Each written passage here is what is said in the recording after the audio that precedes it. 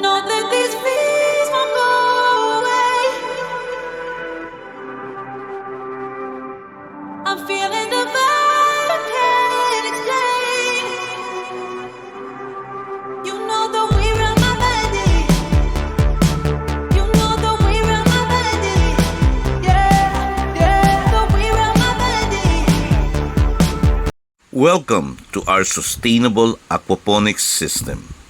Today, we're diving into a fascinating world where fish and plants live in perfect harmony, creating a self-sustaining cycle that benefits both nature and us. In our aquaponics system, fish and plants rely on each other in a unique symbiotic relationship. Fish produce waste which releases ammonia into the water. While too much ammonia can be harmful to fish, in aquaponics system, it is a valuable resource. Here's how it works. The fish waste is converted by naturally occurring bacteria into nitrates, a powerful fertilizer for plants.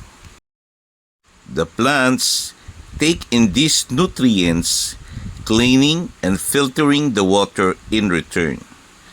This recirculating system allows the fish to thrive in a cleaner environment while the plants get all the nutrition they need.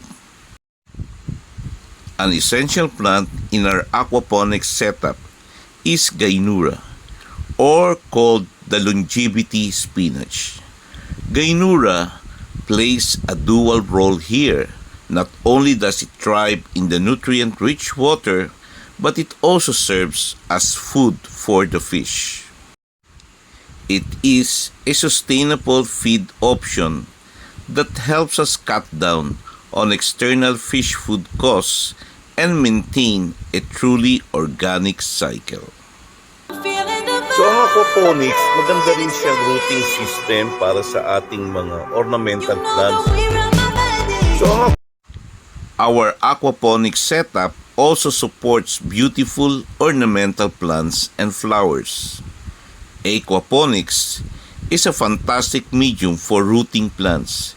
They grow fast and strong in this environment, and thanks to the constant supply of water and nutrients. Within weeks, cuttings can develop strong roots, making aquaponics one of the best rooting systems in the world. pwede na siyang plant.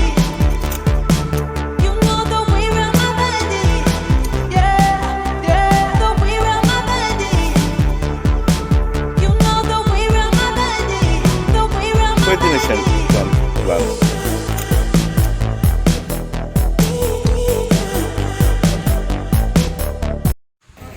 Aquaponics is not just sustainable, it is interactive. Visitors love feeding the fish with fresh Gynura leaves. It is also an eco-friendly hands-on experience that gives guests a direct connection with the system. Feeding the fish also encourages them to breed naturally, helping us raise new generations of fish for the ecosystem.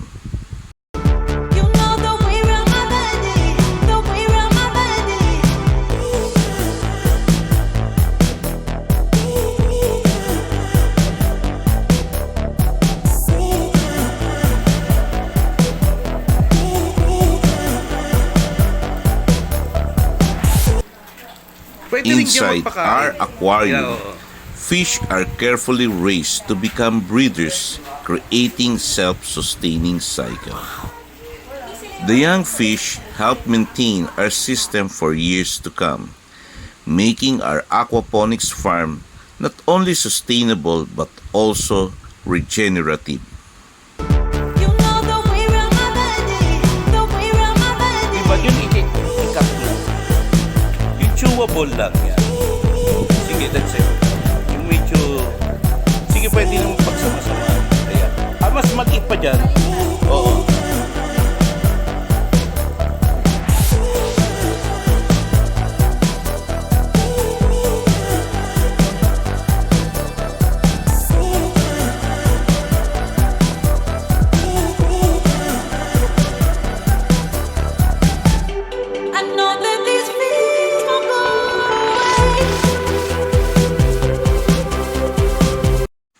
Visitors find joy in feeding the fish, learning about the cycle, and experiencing nature up close.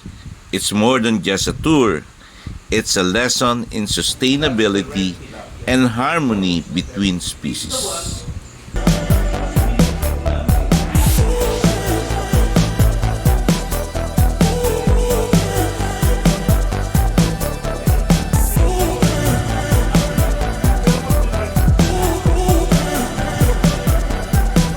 I know that these feelings won't go away.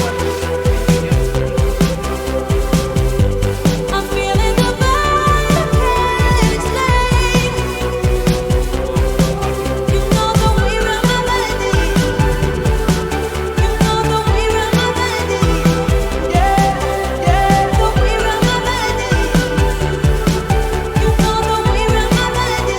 The way around my body.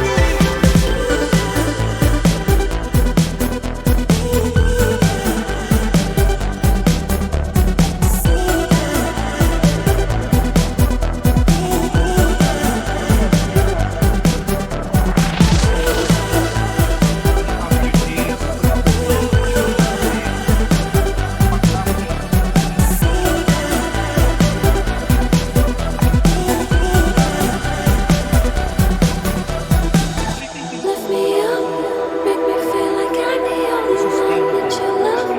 Nothing lasts forever, so Mapansin nyo, talagang napakalago itong mga Gynura dito sa growing beds namin. Yan. lift me up, make me feel like I'm the only one that So you talagang love. dito namin siya Nothing lasts forever, so this is the day. para naman Run away together, ipapurify all pa the way.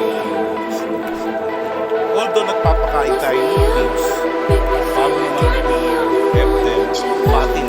Nothing lasts forever, so Ito naman this parang is the day. gulay nila, almusal. Together, good all the way.